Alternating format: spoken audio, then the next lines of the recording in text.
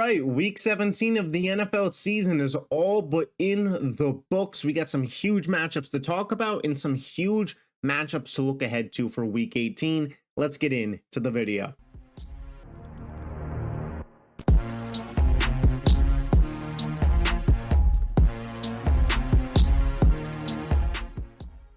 All right, so I'm going to kick it back to the Saturday games first. To start, open up the day, we did see the Los Angeles Chargers absolutely slaughter the New England Patriots 40-7.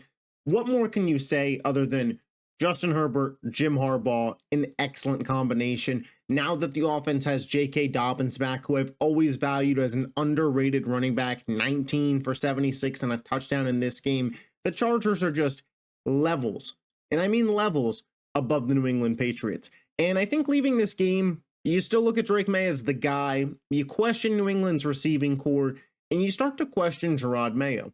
Is this guy the future coach for the New England Patriots? Or are they better selling the stock and trying to go get a Ben Johnson, go get a Mike Vrabel, who already has a relationship with New England? Those things start to go in my mind. I don't think New England will actually make the change, but it's something I consider. And then when you look at the Chargers, man, this is going to be an 11-win team. They're going to beat the Raiders next week. And you start to say, is Jim Harbaugh the coach of the year, or is it Kevin O'Connell? It's a two-horse race as far as I'm concerned, and I'm fine with whoever wins it. Herbert, another outstanding day.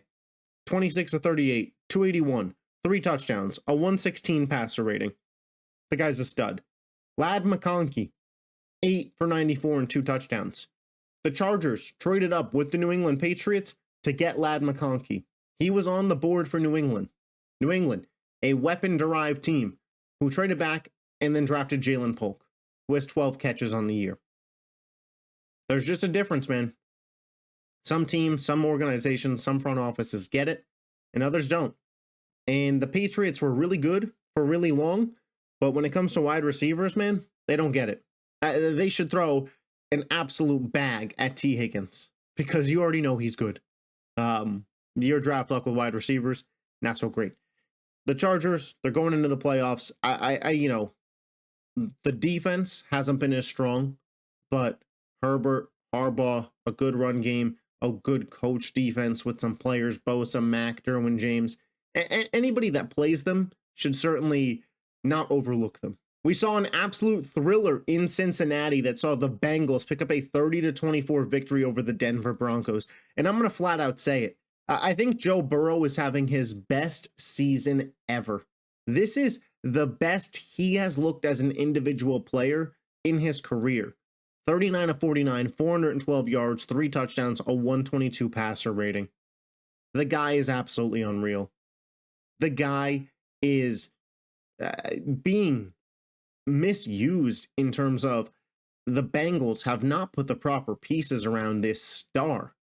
The Bengals are one of those organizations that's been pretty bad, and they have Joe Burrow fall in their lap, and they have not done right by him.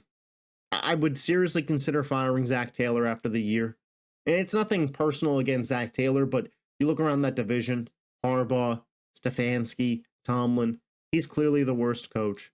They have clearly the worst defense. They're probably losing T. Higgins this offseason. You need to bring somebody in that can create a real culture there, that can make the right plays. I thought the play calling from the Bengals side of things was really suspect.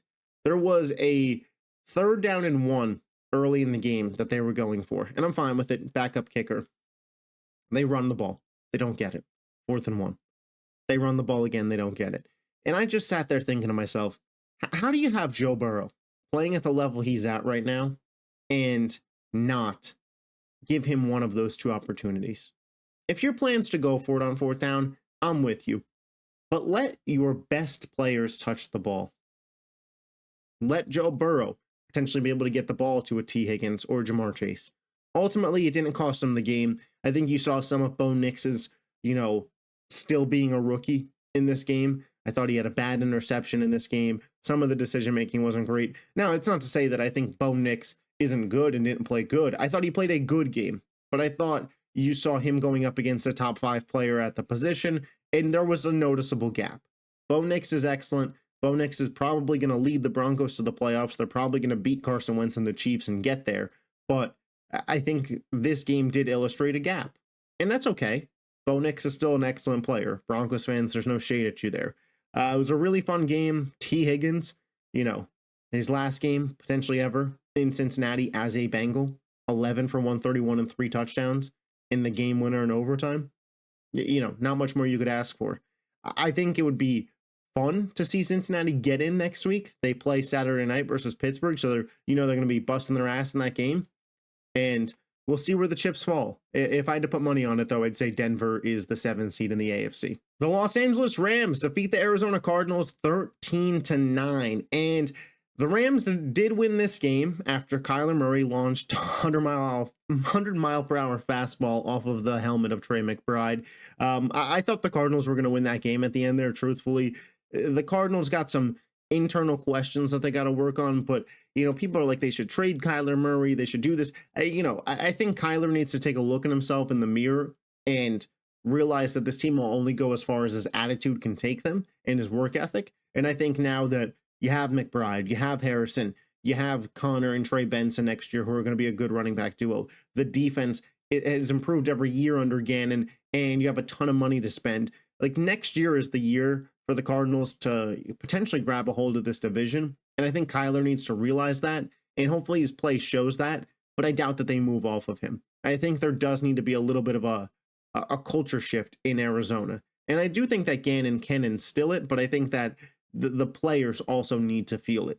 For Los Angeles, I do think that obviously when you have Stafford, Puka, Kupp, Kyron, and McVay, and a defensive pass rush that gets home, you are a threat. But there is something off about this offense. It is very Puka dependent. Look at the box score. Puka, 10 for 129. Kupp, 1 for 29. Kyron, 3 for 16. And this is basically how the box scores looked for the last month. Cooper Kupp's gone MIA. Is he resting up for the playoffs? I don't know. But a lot of these Rams games have been must win, so you feel like that's probably not the case. Stafford's excellent. McVay's excellent. And I give them a puncher's chance. But when it comes to why I don't have this team in my Super Bowl contenders tier, this is why.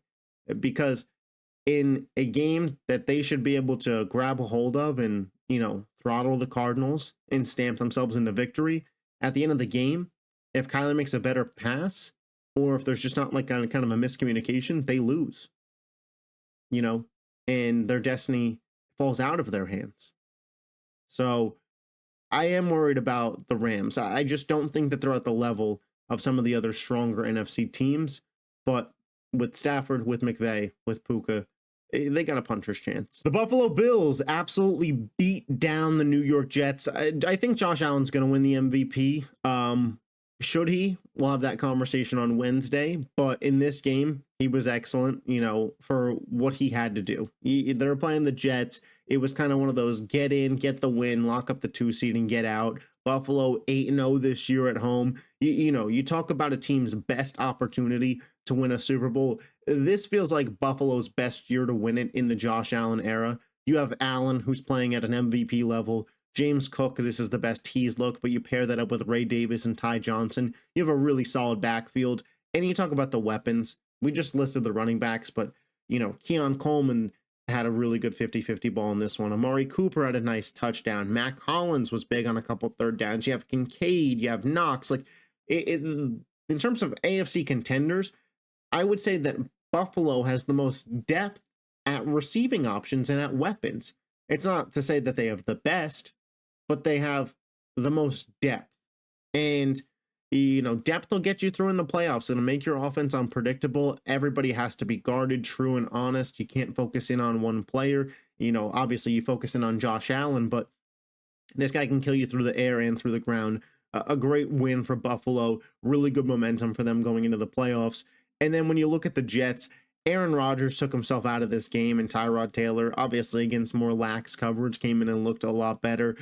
The Jets, now there's questions of, Rappaport basically kind of leaked that Garrett Wilson said if Aaron Rodgers and Devontae Adams are back, he doesn't want to be here because He's a 1, not a 2, I guess, is the mindset there. Or maybe he just doesn't like Aaron Rodgers. I mean, I don't know. But if I'm the Jets and I got to pick between 41-year-old Aaron Rodgers and a superstar wide receiver in Garrett Wilson, that's an easy choice. Rex Ryan, came out today that he's going to be interviewing for the Jets job, as well as Ron Rivera. So it looks like they might be going in a defensive coach mindset. So we'll see where it goes there. The Jets are a mess, and the Bills are looking excellent. The Las Vegas Raiders beat the New Orleans Saints, and it's like these teams this week are just trying to lose the number 1 pick. It's now in the hands of the New England Patriots, by the way, which we didn't talk about, but Travis Hunter in a Patriots jersey may be where we're at, or maybe they trade back and, with a team like the Raiders and get some additional picks. But the Raiders go on the road to New Orleans, pick up the win. The only story from this game is Brock Bowers. Most receptions ever by a rookie. You talk about a hit. What a pick. Bowers looks like a multiple-time Pro Bowl, All-Pro tight end. Obviously it's a rookie year, but Hall of Fame pace. So, Bowers is excellent.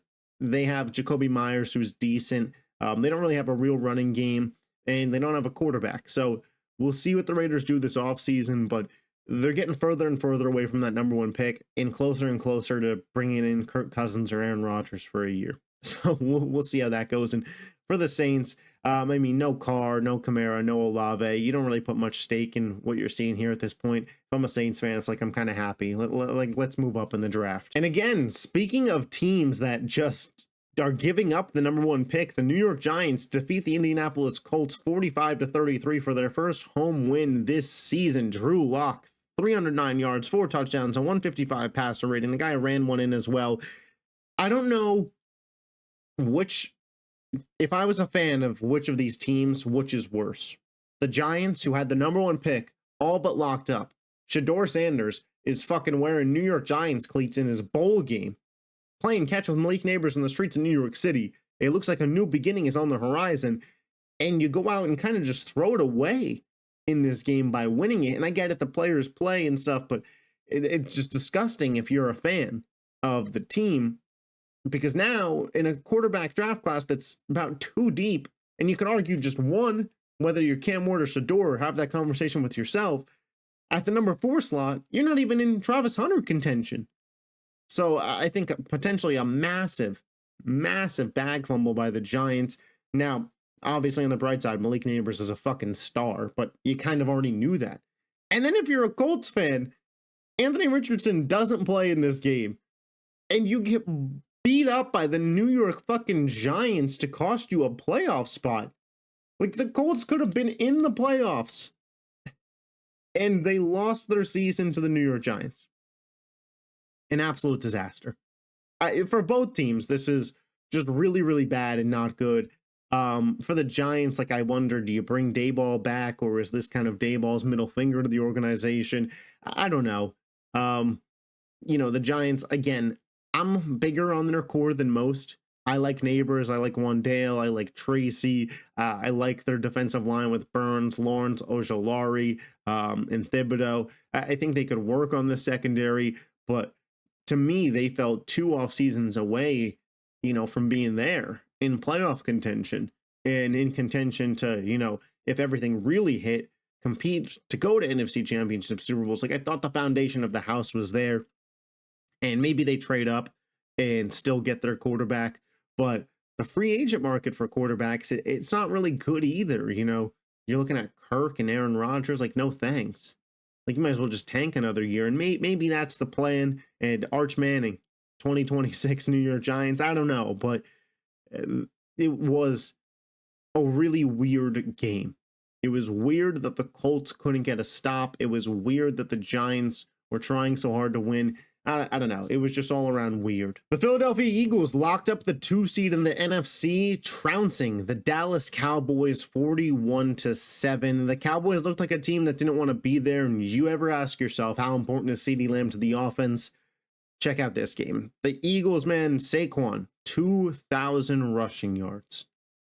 A feat that has only been done by 9 other running backs. Saquon Barkley going to Philadelphia. And there's a long way to go, but this guy might get himself into the Hall of Fame with this career move. He is the best running back in football today. And next week, if he plays against the Giants, he is 101 rushing yards away from breaking Eric Dickerson's all-time rushing record and cementing his name forever. Because if Saquon breaks that record with injuries and how pass-happy teams are nowadays, I just don't know if it'll happen again. But Saquon has been extraordinarily special for the Philadelphia Eagles all year. The guy had the ball 31 times and still averaged 5.4 yards per carry, 167 yards on the day. The guy was excellent. Kenny Pickett was in the game. Tanner McKee was in the game. It didn't matter. And shout out to the Eagles defense too. A defense, by the way, that over the last couple of weeks has started to force turnovers. That's a scary, scary thing for the league because the Eagles had the best just general coverage in terms of yardage defense, but they weren't forcing turnovers at a high clip. They've started to. Devonta Smith, 6 for 120 and 2 touchdowns, reminded everybody that he is a former Heisman Trophy winner. But the story leaving this game is Philly's locked into the 2 seed. Jalen Hurts will have his time to get ready. But Saquon Barkley, if he played versus the Giants, I don't think it's a debate. He would break the record. Do you let him go and try and do it? Or do you rest up for a Super Bowl run? I don't know. For me, that's a conversation between Saquon and Nick Sirianni. And whatever the outcome is, the outcome is. But Saquon, whether he plays next week, whether he plays a quarter, whether he plays a half, undisputed, this season goes down in the history books of the NFL. 9th guy ever for 2K. The Tampa Bay Buccaneers show why they're just a scary matchup. I don't think the Buccaneers are capable of going on a Super Bowl run with everything that they have. But man, you talk about how important that game is between the Vikings and the Lions to determine the 1 seed. The 5 seed, whoever that may be, is going to have to go to Tampa and face this Buccaneers team, whose offense is hot. And for Detroit, Tampa beat them already once earlier this year when everybody was healthy. Baker, excellent day. 359 yards, 5 touchdowns, no picks, and 153 passer rating. Bucky Irving has taken over this backfield. 20 carries, 113 yards. Mike Evans, Hall of Fame level wide receiver, 8 for 97 and 2 touchdowns. The Buccaneers have this explosiveness ceiling to them. And we've seen this a couple times now. We saw it versus the Chargers a couple weeks ago. We see it this week versus the Panthers. When it rains, it can pour in Tampa Bay, and the Buccaneers can really, really run up the score. This is a really, really good offense. The defense isn't as strong as it's been in years past, but Bowles will have those guys ready to go for the playoffs. Tampa is a sneaky upset team that I would just not gloss over if I was a fan of Detroit or Minnesota and we had to play them. I lean Detroit or Minnesota, but, Baker's playing really, really high-level football, and the Buccaneers look really strong. For Carolina, Bryce Young, another solid day. 15 of 28, 203, 2 touchdowns, and 100 passer rating. Him and Adam Thielen's. These are 2 teams on 2 different trajectories. Tampa, we're looking to get in the playoffs. We're looking to make a miracle run. Carolina, we're looking to just see good progression in Bryce Young, good things, and we'll build a better foundation for him going forward. No Chuba in this game, so, every one-dimensional offense, it was Bryce Young, go be a hero, throwing the ball to Adam Thielen. Obviously, that can only get you so far in the year 2024, but I do still think that Carolina should feel good about themselves as to where they have ended this season. There is a clear direction for this franchise, in Tampa Bay, they're playing some really good ball. Our weekly shitfest game, the Titans and the Jaguars. The Jaguars win 20-13. The Titans now find themselves with the number 2 pick in the draft.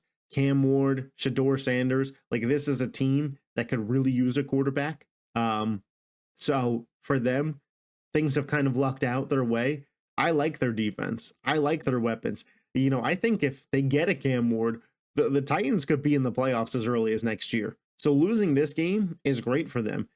For the Jaguars, Brian Thomas Jr. continues to excel at a high level, 7 for 91 and a touchdown, 1,000-yard season. You could argue of the receivers of, not Bowers included, but Marvin Harrison, Malik Neighbors, Brian Thomas, Lad McConkey. You could make the case that Brian Thomas is having the best rookie season.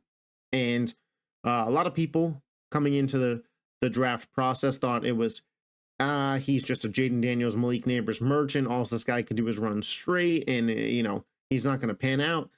Brian Thomas is a good one, and the Jaguars should be very happy that they have him, and the Titans should be very happy with their draft stock. The Miami Dolphins and Tyler Huntley keep the team's playoff hopes alive as we head into Week 18. They win 20-3 in Cleveland over the Browns. DTR, not good. The Browns have the 3rd overall pick in the draft right now, and with the Patriots having the number 1 overall pick, we could see Shador or Cam Ward end up in Cleveland at this point, which 2 weeks ago I thought would have sounded crazy, but here we are. Jerry Jeudy, he continues to look good on his career resurgence. Obviously, Nick Chubb injured, but, Cleveland's a pretty good spot for a rookie quarterback to come into, especially if they are ready to play.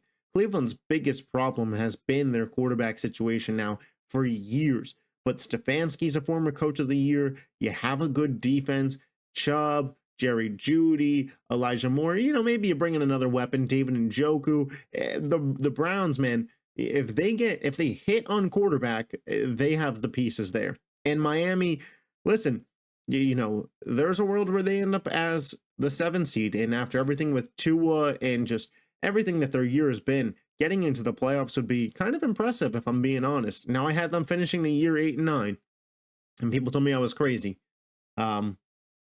So I'm kind of rooting for them to lose because I had them at 8-9, and everybody wants to see their predictions correct. But a good game from the Miami Dolphins defense and from Miami to just kind of stay alive while Tua wasn't out there, to be able to make it so you have a potential shot to get to the playoffs next week. You need some help. You need Carson Wentz to go out there and beat the Broncos.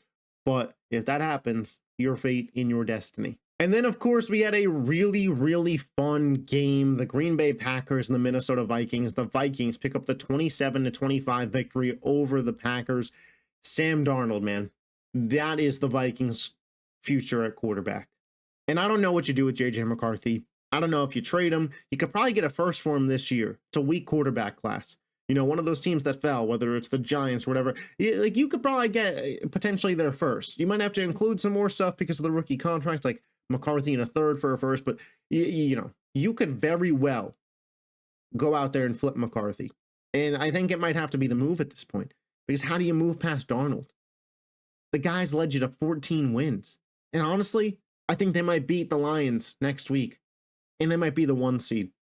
And Darnold, to me, it should be no doubt the comeback player of the year. Joe Burrow played a lot of last year. Darnold has resurged his career and resurrected was the word I was looking for, has resurrected his career and is playing really good football. Is it perfect? No. But is he around the top 10 quarterback conversation after this year? We'll see. Playoff play will certainly dictate that. How good do you do in the playoffs when the games matter the most and the lights are the brightest matters? But there's no denying how good Sam Darnold has been this year. And in this game, 377 yards, 3 touchdowns, an interception, a 116 passer rating.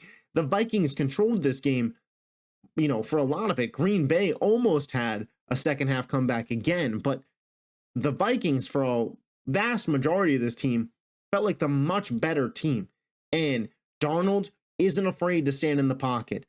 That offensive line from Minnesota, by the way, playing really good. But Darnold hangs in there, gets through his progressions, gets the ball out. He'll throw that fastball, and he'll get it there. And they have the pieces around him. Obviously, in the NFL, situation matters so much, and you're reminded each and every week when you watch Darnold play with this team. The Jets drafted him, and he's seeing ghosts at MetLife, and everybody's out on the guy. He's a bust. He's terrible. He's not good. And then he goes to Carolina, another crapshoot, and he plays a little bit under Shanahan last year. Played like a game or two. Got in a good system. Got a little reset. Minnesota on a 1-year deal because they want to redshirt McCarthy. And you get into a situation where you have Kevin O'Connell, Justin Jefferson, Jordan Addison, TJ Hawkinson, Jalen Naylor, Aaron Jones, a good offensive line. And all of a sudden, this guy looks like fucking an MVP candidate. um, you know, comeback player of the year, could lead his team to the 1 seed, and the Vikings are legit Super Bowl contenders. It's a perfect storm. The Vikings are playing excellent football. Sam Darnold has been excellent. Justin Jefferson, we're going to have the conversations this offseason as to who the best wide receiver in football is, but it's a 2-horse race. And it's Jefferson and it's Chase, and it's one of those two. And I won't kill you either way. I gotta, go back and look, but I change my mind each time I watch one of these guys play. I left Saturday going, yeah, it's Jamar. And I left Sunday going, yeah, it's Jefferson. This guy can make any catch at any point on the field. His hands are impeccable. And, it's early. But this guy's on pace to be a top 5 wide receiver ever in the history of football. The Vikings, that defense under Brian Flores, it is a perfect storm emerging. And they're playing their best football at the right time. Their 2 losses this year to a healthy Detroit team and a Rams team. They're quality losses. This is a really fucking good football team. And they're a real threat to win the Super Bowl. And then on the other side, the Packers. People aren't going to like what I have to say here. I don't know if I could view the Packers as real contenders. Their 5 losses this year are to the 3 other best teams in the NFC. They are 0-2 to the Lions. They are 0-2 to the Vikings. And they are 0-1 to the Eagles. They're 2-5 against playoff teams as a whole this year.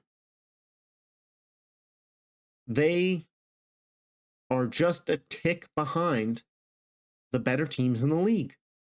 And to believe now that the Packers, who after Washington's win are the 7th seed, are going to be able to go on the road 3 straight times against Philly and, a Minnesota and a Detroit or whoever, whatever the path would take. And then you're going to get to the Super Bowl and you're going to see Allen, Lamar, or Mahomes likely on the other side. I just am losing faith that this team could win 4 high-level games in a row. Because when I watch them play the best of the best, they don't win. And this goes back to a concern that I had for this team at the beginning of the year. They, it was the fun, popular thing. They have 4 wide receiver ones. I'm sorry. If you have 4 wide receiver ones, you don't have one. You look at the Vikings. Who's their wide receiver one? Oh, it's Justin Jefferson. Not a doubt about it. You look at the Eagles. Who's their wide receiver one? It's A.J. Brown. Not a doubt about it. There's good 2s on that team. Smith and Addison. You look at the Lions. Who's their one? Amon-Ra St. Brown.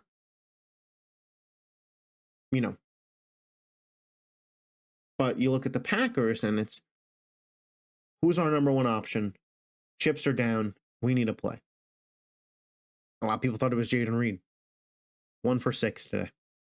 Yeah, I guess it's Romeo Doubs, 7 for 58, but I'm sorry, that's not good enough. Another team that should be in on T. Higgins is absolutely the Green Bay Packers.